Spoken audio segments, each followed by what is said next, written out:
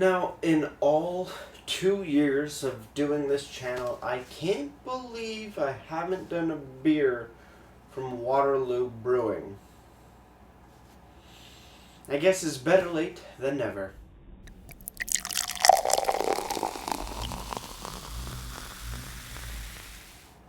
Beer, beer, beer, beer, beer, beer, beer.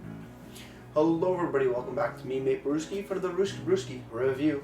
And today the beer I have for you is by the Waterloo Brewing Company. This is their Waterloo Dark, coming in at 5% alcohol by volume.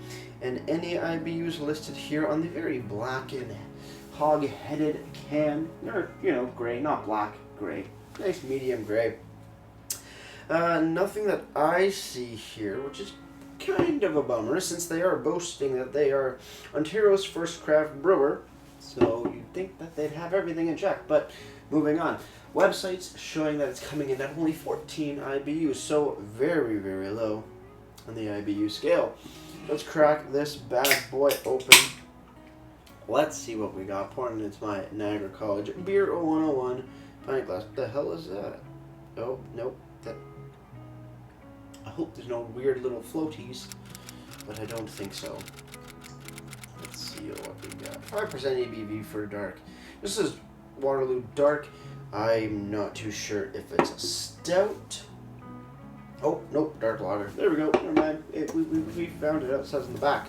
I did a little cheating there. Well, looking at the beer, fairly dark. Nice ruby tone I'm getting from the other side of the camera. Nice. Nice sandy tan head on there as well, looking beautiful outside of the light. Fairly dark, like a really deep brown, a little bit of ruby notes coming through as well. A very nice looking beer. So smell. As far as aromas, a little bit of roastiness going on.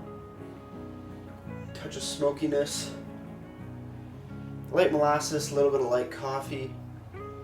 Biscuity, slight chocolate, like a chocolate covered biscuit, sort of like those what are they called? Do you remember those digestive cookies where half of it was chocolate, the other half was just cookie? Kind of similar to that. Very, very nice. Brown sugar. Sugary, brown sugary, biscuity, slight molasses, slight chocolate, a little bit of coffee in there, a little bit of biscuitiness. It's a good time so far. Let's have a sip.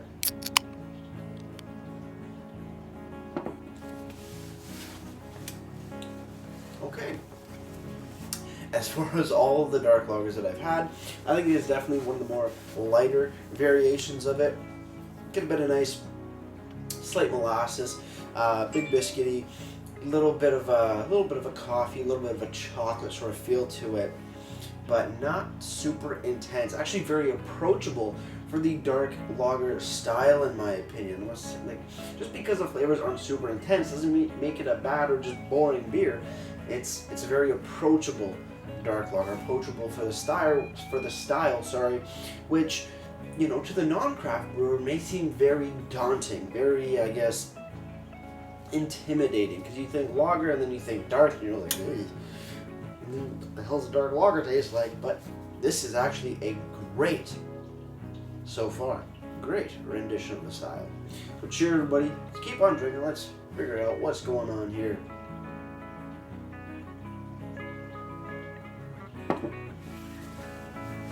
Like I said, definitely roasted malts, molasses, a little bit of brown sugar, slight chocolate, slight coffee, but I'm also getting I'm getting a breadiness for sure, but it's more of like a pumpernickel breadiness, where like anything dark is usually have those deeper, richer, bolder flavors. So breadiness on this is definitely, in my opinion, a pumpernickel bread.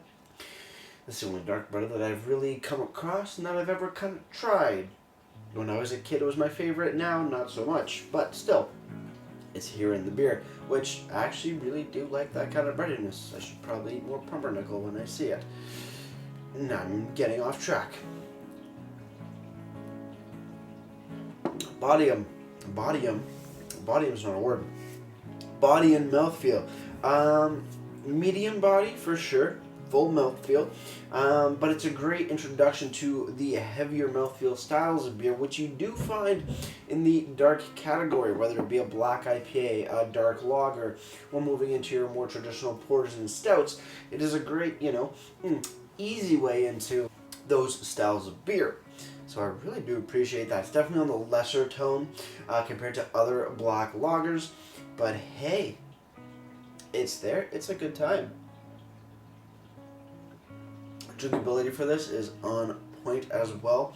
It goes down super smooth, super clean. It is, it's a nice little treat. You know, if you're looking for something like, like a darker style of beer, but really not wanting the weightiness of it, the bloatiness that you get, the heavy stuff, definitely a great alternative. Looking on the can, Waterloo Dark, 5% ABV. What did they say? 14 IBUs? 14 IBUs, that's about right. Ontario's first craft brewer, premium beer. On the back we do have a description and it reads, since its first appearance on our award-winning Since its first appearance on our award-winning dark lager, let's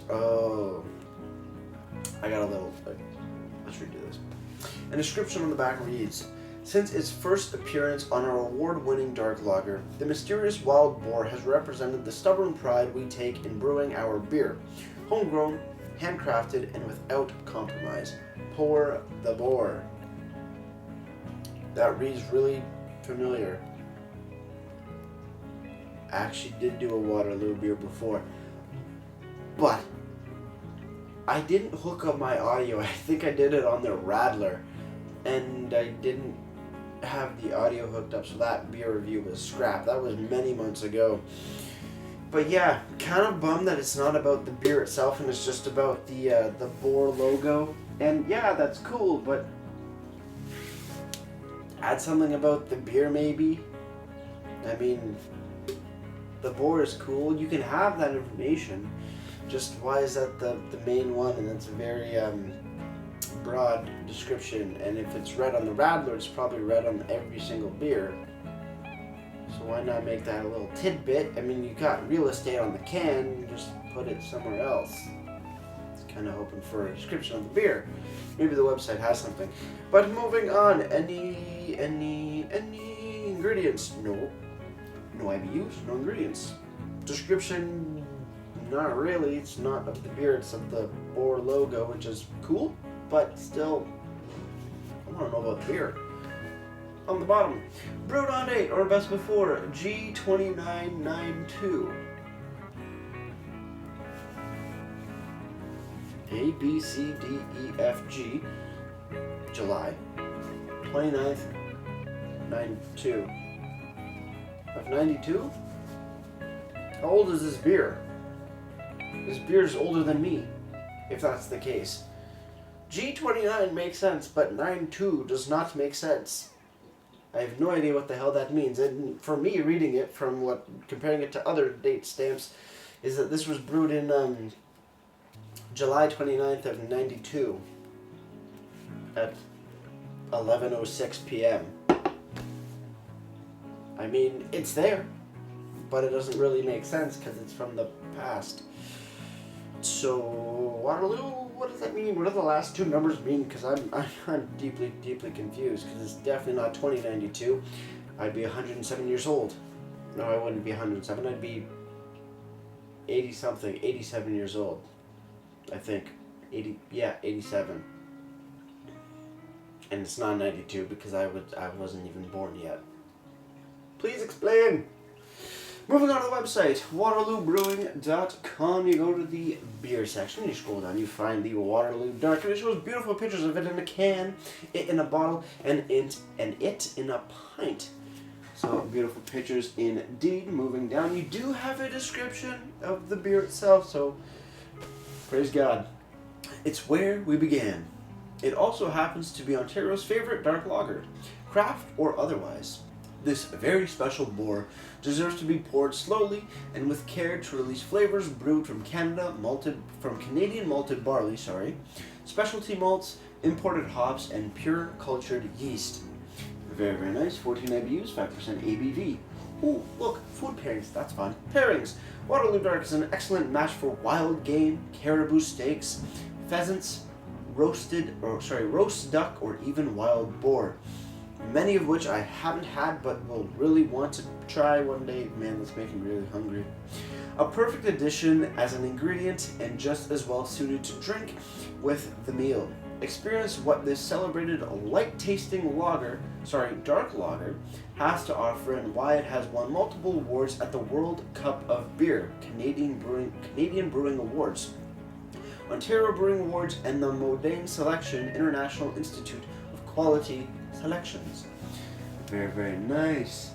And then they give you little tidbits of recipes and things and dishes that you should pair with the beer. We got arugula and baby organic kale, not my thing. Poison glazed confit duck wings. That sounds fucking amazing. Scrolling down even more, you can find the boar in multiple sizes, and they give you links to that, blah blah blah blah blah. So that's really, really cool. I love the food pairings. I love how they give you semi-recipes and a couple dishes to make at home for your dark lager. And now they got me thinking of roasted duck, and it's been a while since I've had duck, and oh my god, if you've never tried duck, you are missing out. Yes, they go quack, quack, quack and look cute, but do they taste ever so amazing? Whew, moving on before I get too hungry. If you want to pick up the Waterloo Dark at your local LCBO, you're going to shell up $2.50, which is not a bad price. You're getting a solid beer.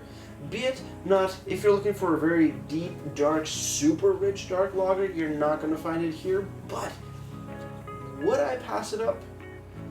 No, I wouldn't, because sometimes you want a dark lager, but not super intense. Everybody has those times, and this is an all-around solid dark lager. Very impressed by it. I love the approachability, but getting onto that later. Untapped Waterloo Dark has been given a 3.51 bottle caps out of 5, and that's out of just over 11,100 ratings. So a ton of people have enjoyed this beer and rated it on Untapped, so that's always awesome to see. Mind me while I part my mustache here because it's getting in my mouth. Overall, Waterloo Dark, I can't believe I haven't had it any sooner, but this would have been a great introduction to the Dark series. I don't remember which one I did first in the Dark Lager category, but damn, this would be a great contender. So with that said, guys, cheers on the final sip. Let's get right to it. I'm going to wrap this thing up.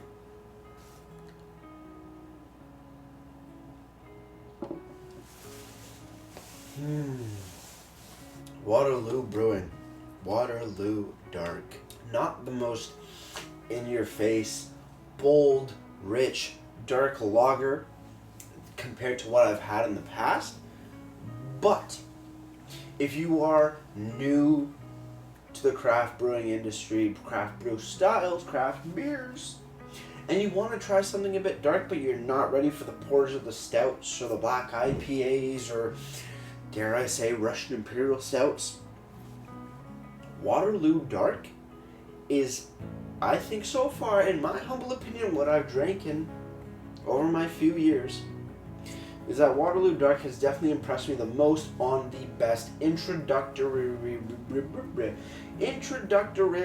brew for the dark beer style category. It has all the traditional dark black beer flavors of coffee, of chocolate, dark bread, roasted malts, in a very easy, drinkable, very approachable package, which is definitely needed in the industry because this industry is growing, and to bring more people in is putting out beer like this where it's different but extremely approachable and very, very, extremely well enjoyed by all. My dad, he hates dark beers. I think he might be okay with this one just because it doesn't look or taste or feel like motor oil.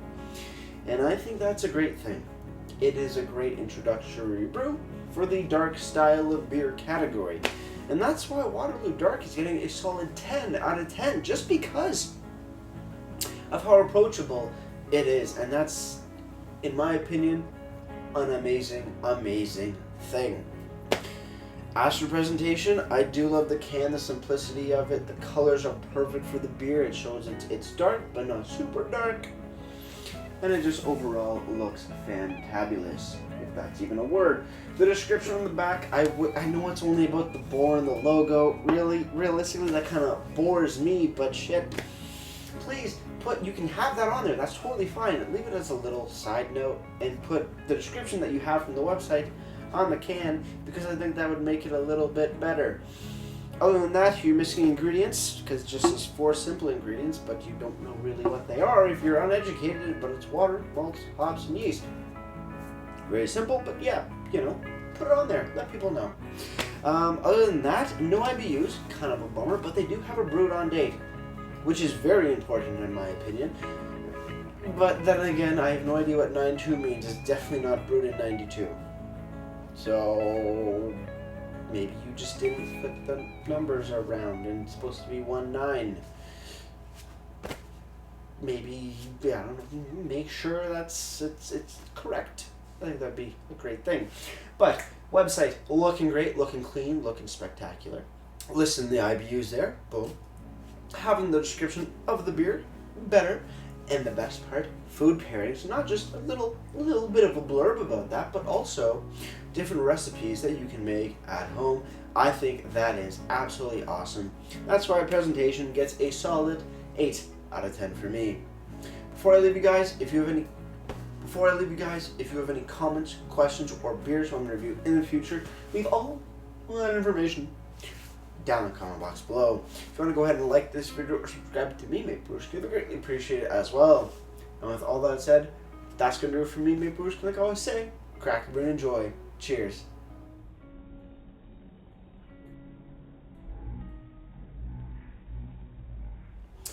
Dark lagers for beginners is an amazing thing because it brings people into the craft beer industry and craft beer drinkers and just beer drinkers alike. Cheers!